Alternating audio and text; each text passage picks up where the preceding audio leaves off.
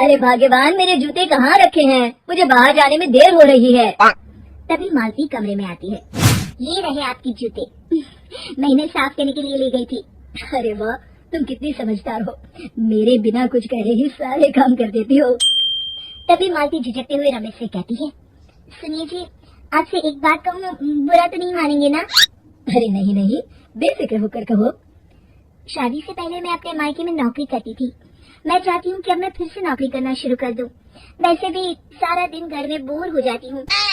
देखो मालती, तुम्हारे नौकरी करने से मुझे कोई एतराज नहीं है, लेकिन तुम्हें एक बात बता दूं, हमारे खानदान में आज तक कभी किसी औरत ने नौकरी नहीं की। फिर भी एक बार तुम माँ से पूछ कर देखो, अगर वो तुम्हें नौकरी करने की इजाजत दे देती है तो अच्छी बात है। रमेश वहाँ से चला जाता है।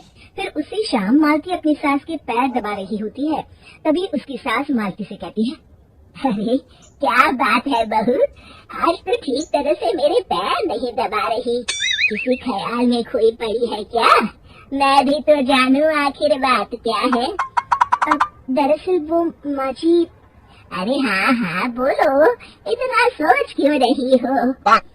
माँ जी, अगर आप बुरा न माने तो मैं नौकरी करना चाहती हूँ। घर के काम करने के बाद मेरे पास काफी वक्त बच जाता है। मालती की ये बात सुनकर उसकी सास गुस्से में कहती है, अरे बहू, तेरी तबीयत तो ठीक है ना? आज ये कैसी बहकी बातें कर रही है? भला हमारे खानदान में आज तक कभी किसी औरत ने नौकरी की है जो तू नौकरी करने की बात कर रही है? अरे बहू, तू क्या रिश्तेदारी में हमारी नाक कटाना चाहती है? जितना जल्दी हो सके अपने दिमाग से नौकरी का भूत उतार दे, और अब जा, जल्दी से रसोई में जा, खाना बनाने का वक्त हो रहा है। मालती मन मार कर खाना पकाने के लिए रसोई घर में चली जाती है। अगले दिन, नमस्ते माँ जी, कैसी हैं आप?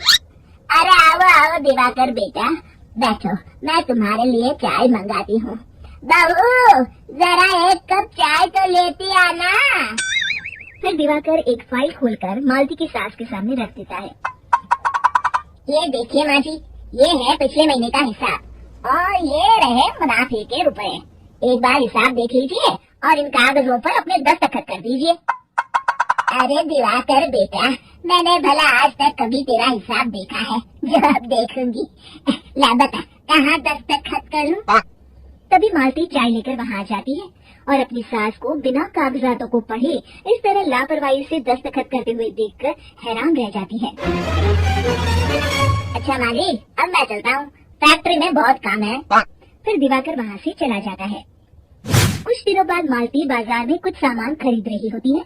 तभी एक बूढ़ा आदमी उसे आवाज देता है, अरे मालती बेटी, कैसी हो? मुझे पहचाना? मैं तुम्हारी कंपनी में मुनीम का काम करता हूँ। हाँ चाचा जी, मैं आपको बिल्कुल पहचानती हूँ। कहिए, कैसे हैं आप? मैं तो ठीक हूँ, कंपनी में कुछ भी ठीक नहीं चल रहा, यहाँ तक कि हमें ठीक वक्त पर तनख्वाह भी नहीं मिलती। ये आप क्या कह रहे हैं? अब क्या बताऊँ, आप लोग तो कभी हिसाब किताब देखने दफ्तर आते नहीं। मेरी मानो तो एक बार आप लोग दफ्तर आकर सारा हिसाब किताब देख लो, आपको असलियत पता चल जाएगी।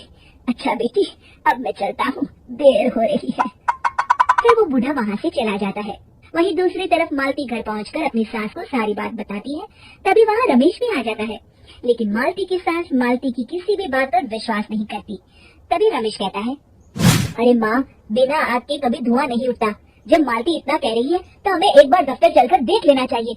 वैसे भी हम लोग काफी दिन से अपने दफ्तर नहीं गए हैं। इस तरह किसी एक आदमी के भरोसे काम छोड़ना मुझे भी ठीक नहीं लगता। अगले दिन वे सभी अपने दफ्तर पहुंचते हैं और सीधे दिवाकर के केबिन में जाते हैं। अचानक सबको एक साथ देखकर दिवाकर चौंक जाता है। अरे माँ जी, आप सब लोग अचानक यहाँ कैसे आ गए? अगर कुछ काम था तो मुझे एक फोन कर दिया होता, मैं आपके घर आ जाता। तभी मालती की सास कहती है, अरे दिवाकर बेटा, आज मैं हिसाब देखने दफ्तर आई हूँ, जरा मुझे पिछले 6 महीनों का हिसाब दिखाना तो बेटा। दिवाकर घबराते हुए हिसाब की फाइल मालती की सास को देता है। मालती की सास फाइल लेकर मालती को देती है और कहती है, ले बहू, देख ले हिसाब। मालती फाइल को बड़े गौर से देखती है और अगले ही पल उसे सारी गड़बड़ी समझ में आ जाती है। वो अपनी सास से कहती है, माँ जी, मुनीम चाचा बिल्कुल सही कह रहे थे। हमारी कंपनी में पिछले 6 महीनों में जितना मुनाफा हुआ है, हमें उसका आधा पैसा भी नहीं मिला। यूँ समझ लीजिए कि 1 रुपए में सिर्फ चवन्नी ही हमारे हाथों में आई है। मालती की बातें सुनकर मालती की सास गुस्से से दिवाकर को पूछती है, क्यों दिवाकर, मेरी बहू जो कह रही है वो सच है? दिवाकर समझ जाता है आज उसका भांडा फूट चुका है। वो गिड़गिड़ाते हुए कहता है, मुझे माफ कर दीजिए माँ जी, मैं पैसों के लालच में अंधा हो गया था। अरे वाह दिवाकर, तू तो 1 नंबर का चोर निकला। इतने दिनों से मैं तुझ पर आंख बंद करके भरोसा करती रही और तू मुझे ही चुना लगाता रहा। अभी के अभी निकल यहाँ से और दोबारा अपनी शक्ल मत दिखाना। दिवाकर वहाँ से भाग जाता है। मालती की सास मालती को शाबाशी देते हुए कहती है, बहू आज मैं समझ गई कि पढ़ाई लिखाई हमारी जिंदगी में कितनी जरूरी है।